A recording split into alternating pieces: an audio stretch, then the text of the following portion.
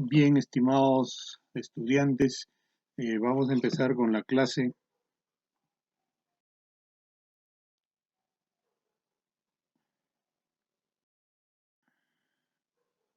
Derecho penitenciario. Vamos a tener como objetivo el concepto, objeto e historia del derecho penitenciario. Pero preliminarmente debemos estudiar y comprender el proceso común, porque antes del derecho penitenciario está el derecho penal, ¿no? El derecho penal normalmente es el proceso común en el Perú, ¿no? Y el proceso común, de acuerdo a la doctrina, son tres partes, ¿no? La investigación preparatoria, la etapa intermedia, que está de amarillo, y el juzgamiento, que está de rojo.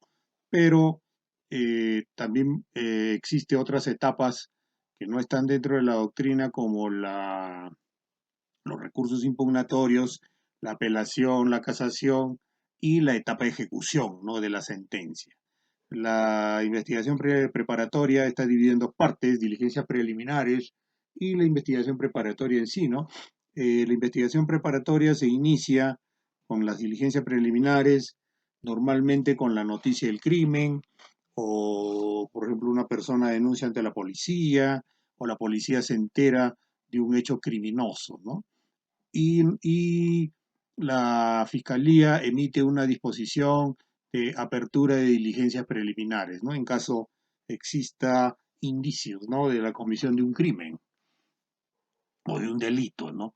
Luego la Fiscalía realiza todas las investigaciones en las dos etapas, en las dos subetapas, y culmina con una conclusión de la investigación preparatoria, ¿no? Bueno, pueden surgir ciertas variantes, porque cuando terminan las diligencias preliminares el fiscal puede archivar o no, ¿no? Ya eso se estudia detenidamente en el proceso penal, ¿no? Y cuando concluye, el fiscal puede sobreseer, puede acusar o puede sobreseer y acusar, ¿no? Y en la etapa intermedia, a cargo de un juez de investigación preparatoria, se realiza, pues, ¿no? Se puede realizar una audiencia de sobreseimiento, en la cual el fiscal trata de archivar el caso, y también el abogado, ¿no?, del imputado también no participa en esa audiencia. Ahora, también hay una audiencia de control de acusación donde, como su nombre lo dice, tanto el juez como el abogado de la defensa tiene que ejercer un control sobre la acusación. Tiene varias etapas, ¿no? Control formal, control material y la incorporación de nuevos medios de prueba, ¿no? Y esto tiene la finalidad si el caso pasa o no pasa a juicio, ¿no? Y si pasa a juicio, ya estaríamos en juicio oral, y si no, el juez puede sobreseer, pero también hay ciertos mecanismos, ¿no? Y en el juicio oral tiene la finalidad, ¿no?, de que bajo la acusación fiscal el juez tenga certeza de que bien puede absolver o bien puede condenar al, al acusado, ¿no? Luego, el imputado puede apelar en caso de que de haber sido condenado, o el fiscal puede apelar en caso de que exista absolución, ¿no? En caso de que exista una condena condenatoria, o perdón, una condena efectiva, ¿no?, se pasa a la etapa de ejecución a cargo del Instituto Nacional Penitenciario en un establecimiento penitenciario, ¿no? Aquí es donde entra el derecho penitenciario. Ahora, la prisión preventiva, ¿por qué lo toco acá? Porque los que se encuentran en un penal también son por prisión preventiva, ¿no?, al margen de los sentenciados, y constituye casi un 40% de la población penal, ¿no? Y son los procesados, ¿no?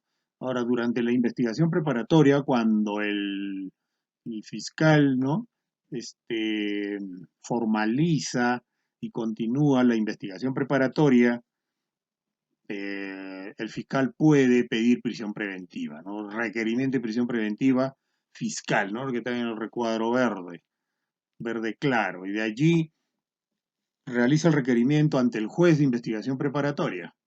El juez de investigación preparatoria emite una resolución 1, inmediatamente convocando una audiencia, ¿no? Y en la audiencia de prisión preventiva hay un debate entre el abogado de la defensa y el fiscal que requiere prisión preventiva y el abogado que contradice, ¿no? Y finalmente el juez emite un auto de prisión preventiva declarando fundado o infundado, ¿no? Y si es fundado, hay apelación obviamente del acusado, perdón, del investigado, y si es infundado, el fiscal apela, ¿no? Puede ser, ¿no? Ahora, cuando sale un auto de prisión preventiva fundado, o sea, en otros términos, aceptan la prisión preventiva, pasa a la etapa de ejecución a cargo del INPE, el Instituto Nacional Penitenciario, e ingresa a un establecimiento penitenciario por 9, 18, 32 meses, ¿no?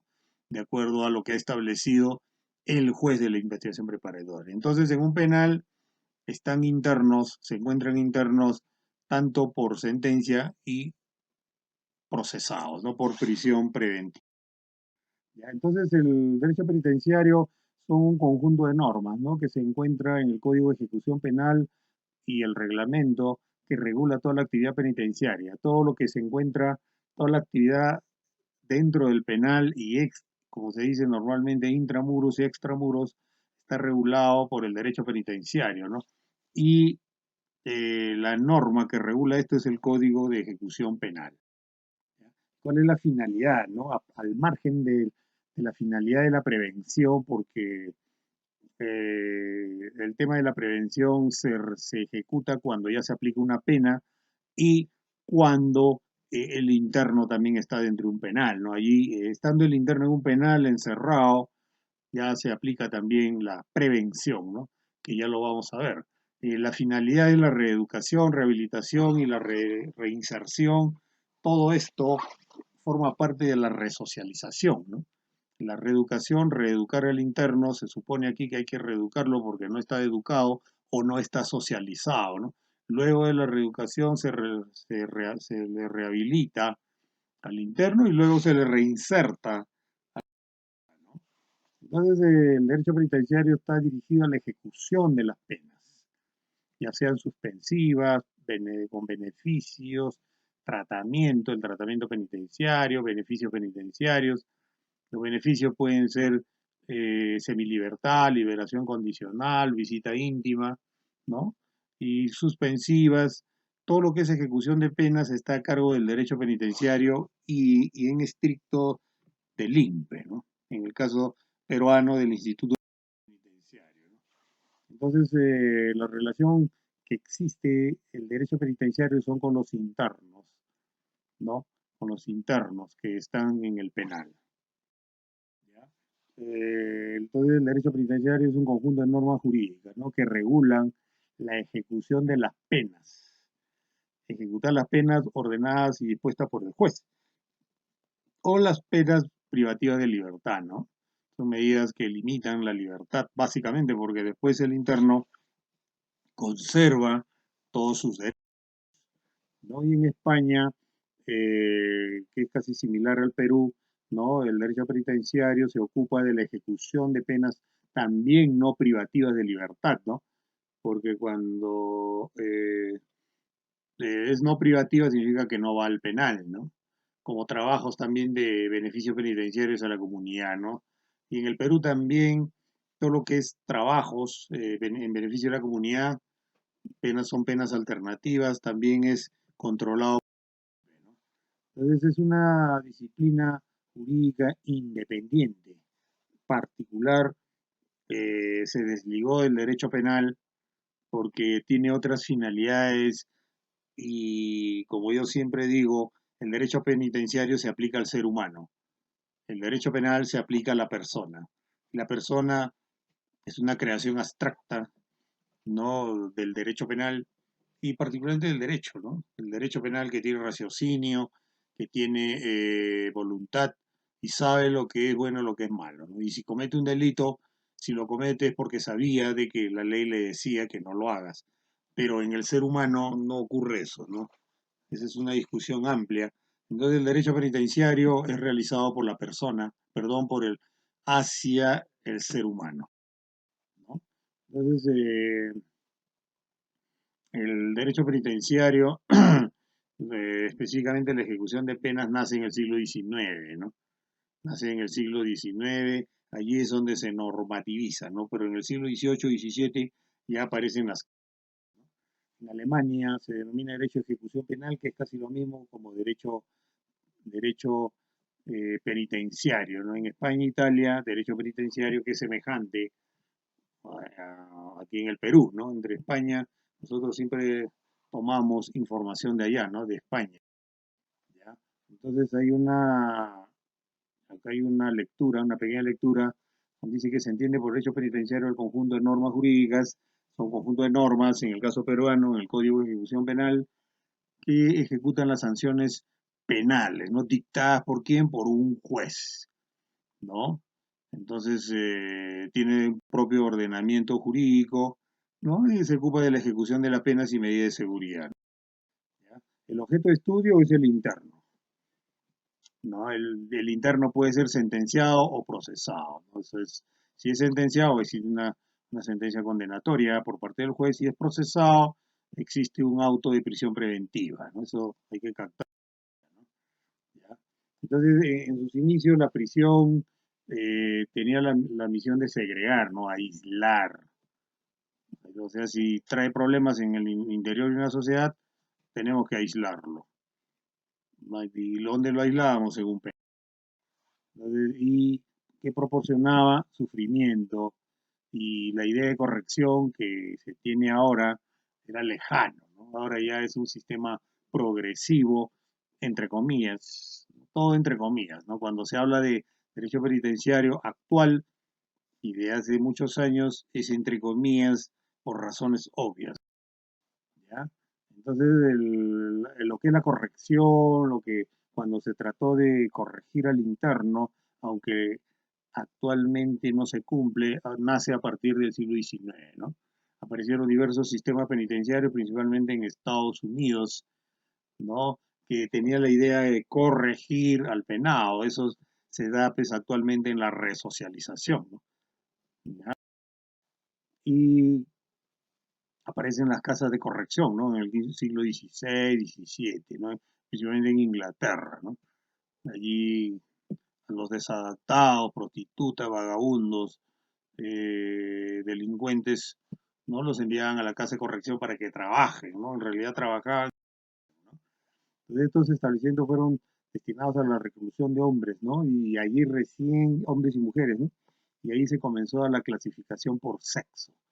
Se comenzó a clasificar, ¿no? Y de acuerdo a esto, porque antes del siglo XIX todos estaban juntos, no había entonces las casas, ¿no? De origen, estas casas dieron origen, ¿no? A los penales, a los centros penitenciarios, ¿no? Lo primero fue en Inglaterra principalmente, luego en Alemania, Holanda y Suiza, Europa, ¿no? En Londres se dio la primera casa de corrección, ¿no? Casi en los años 1552, ¿no? El siglo XVI, ¿no? Es el precursor de los, ¿no?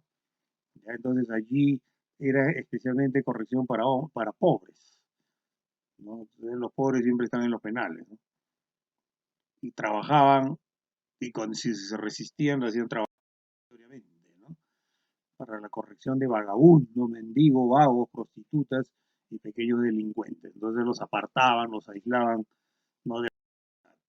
¿No? Y esto influiría, ¿no? En el derecho penitenciario actual, ¿ya?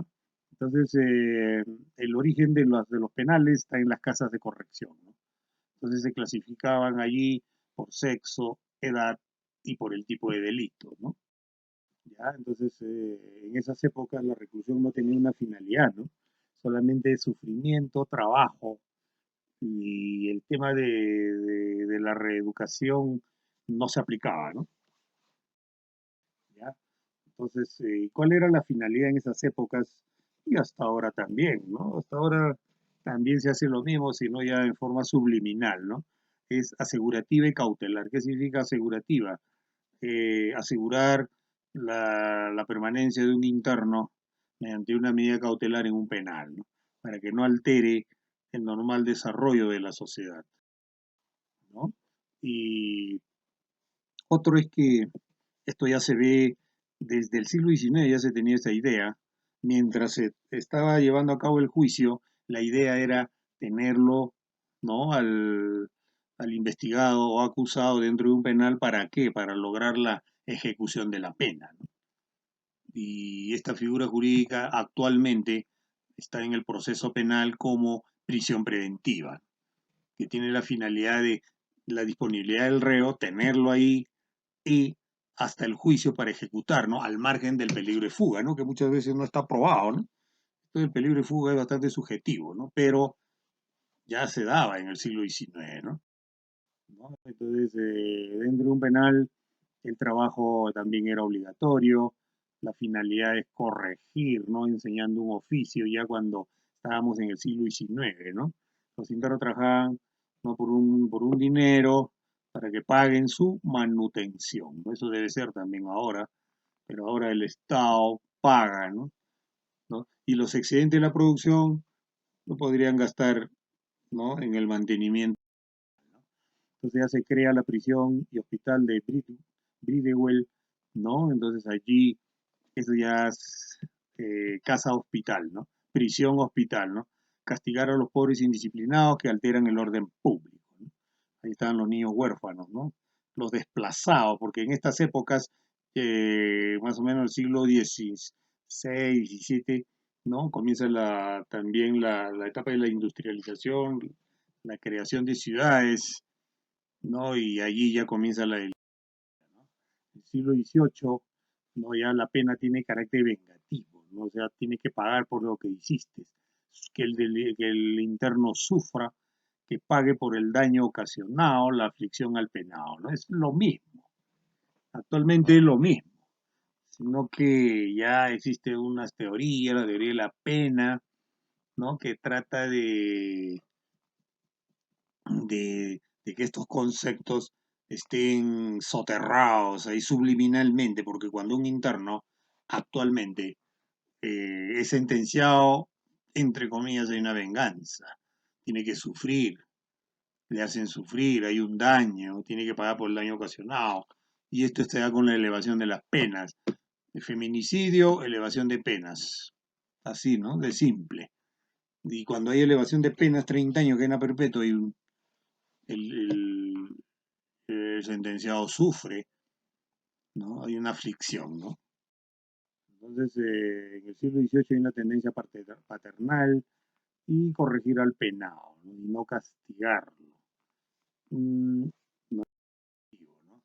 Entonces, el cristianismo también trató de unificar, ¿no? En la filosofía de las luces, y trató de suavizar los castigos, ¿no? Que se daban en los penales, ¿no? Howard, ¿no?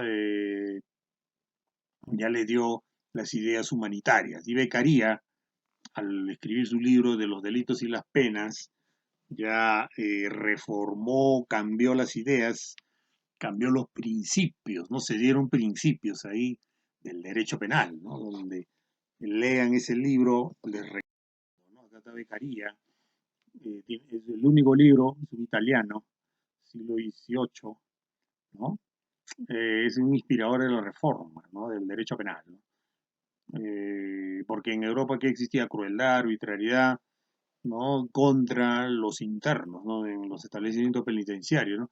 Y es un pilar, ¿no? Las ideas de Beccaria para establecer, pues, ¿no? Un Estado constitucional de derecho, especialmente en el derecho penal, ¿no? ¿Ya? Da los fundamentos y los principios, ¿no? Del derecho. Y se difundió, pues, en los años 1774, ¿no? Su libro Siglo XVIII, ¿ya? Y los principios básicos, ¿cuáles, no? Que el juez, la ley, ¿no? El juez debería aplicar la ley, lo que está ahí, ¿no? Dice, no es la voluntad del juez, sino de la ley. El juez aplica la ley, nada más. Y en la ley deben estar fijadas las normas de convivencia, ¿no? Qué bueno, cuál es lo malo, ¿no? Eso debe, ¿no? Y este es el principio de legalidad, ¿no? Previamente debe estar escrito qué conductas o qué actos es delictivo. y qué consecuencias hay. Principio de legalidad, ¿no? Debe estar escrito para que la persona antes de conozca, ¿no? Conozca qué conducta es delictiva, ¿no? Y parece mentira, esto es obvio, ahora es obvio, pero en el siglo XVIII, siglo XVII esto no existía, ¿no? Todo era libre albedrío, libre arbitrio, y lo sentenciaban y le aplicaban las penas que querían, ¿no? Ya las penas deben ser leves y humanas, ¿no?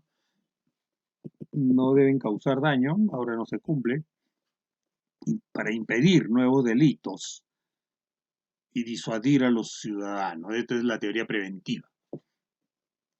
Impedir nuevos delitos. Acá Beccaria no habla de corregir, ¿no? Al interno. Acá viene un dilema, ¿no? Si no es finalidad preventiva. Impedir nuevos delitos y disuadir a los ciudadanos, o sea, coaccionar, decirles que no lo hagas, ¿no? La disuasión a los ciudadanos de violar la ley no es la gravedad de la pena. No aplicar castigos inhumanos, aplicar castigos relativamente leves. Actualmente hay penas muy elevadas que va contra esto, ¿no? Esto es una amplia discusión, ¿no? Esto de penas relativamente leves, ¿no? En un feminicidio, un robo agravado con lesiones graves o muerte, ¿se puede aplicar esto? Es un poco cuestionable. Ahora las penas son muy elevadas, ¿no? Y colisionan, ¿no? Con ese principio de la prevención, ¿no? Porque no, en realidad no prevenciona, ¿no? No hay eso de prevención, no existe, ¿no? La tortura para que confiese y yo delate debe abolirse. En esas épocas, para que hable, tortura, ¿no? Tortura, pero ahora hay el principio de presunción de inocencia, ¿no? De guardar silencio, ¿no? ¿No? Entonces, las penas deben ser proporcionales a la gravedad del delito. ¿No? Quizás por esto se elevan demasiado las penas. Penas rigurosas, el delincuente cometerá más delitos, ¿no? O sea, es ahí ¿cómo le puedo decir? Más pena, más delito, ¿no? Según Beccaria, ¿no? ¿No? Para diseñar las diversas teorías. Ahora, las penas deben ser iguales para todos los ciudadanos, nobles y plebeyos. Es relativo también. Se ha visto en el Perú de que no hay personas que han entrado en prisión preventiva, al mes están saliendo, ¿no? Porque el juez en la sala declara nulo o revoca la pena, las medidas cautelares, ¿no? Pero el que no tiene dinero queda en el penal, ¿no? Es relativo, esto sí es relativo. ¿Ya? La pena y el delito deben estar próximos en el tiempo, deben ser lo más cortos, deben fijarse plazos, ¿no? Para presentar pruebas y el juicio y la aplicación de la pena, ¿no? Se deben ser lo más corto, como se dice, lo más corto de tiempo con respecto al hecho, ¿no? Si ocurre hoy día, la sentencia debe ser lo más cercano posible, ¿no? ¿Ya? Bueno, entonces la evolución histórica, ¿no? Del derecho penitenciario, ¿no? En el siglo XIX ya cambiaron las ideas, ¿no? Cambió la mentalidad, ahí estuvo la industrialización, hubo ya la creación de ciudades en el siglo XIX, allí ya comenzaron a aparecer la delincuencia alrededor de las fábricas, ¿no? Hubo migración del campo a la ciudad por cuestiones de trabajo, ¿no? Y ahí provocó la delincuencia juvenil, ¿no? Hubo problemas sociales, problemas en la familia, y aparecieron ya los penales para compensar, ¿no? Ese social, ¿no? Bien, estimados estudiantes, hemos tratado, ¿no? Sobre el concepto, objeto, finalidad del derecho penitenciario. Muchas gracias.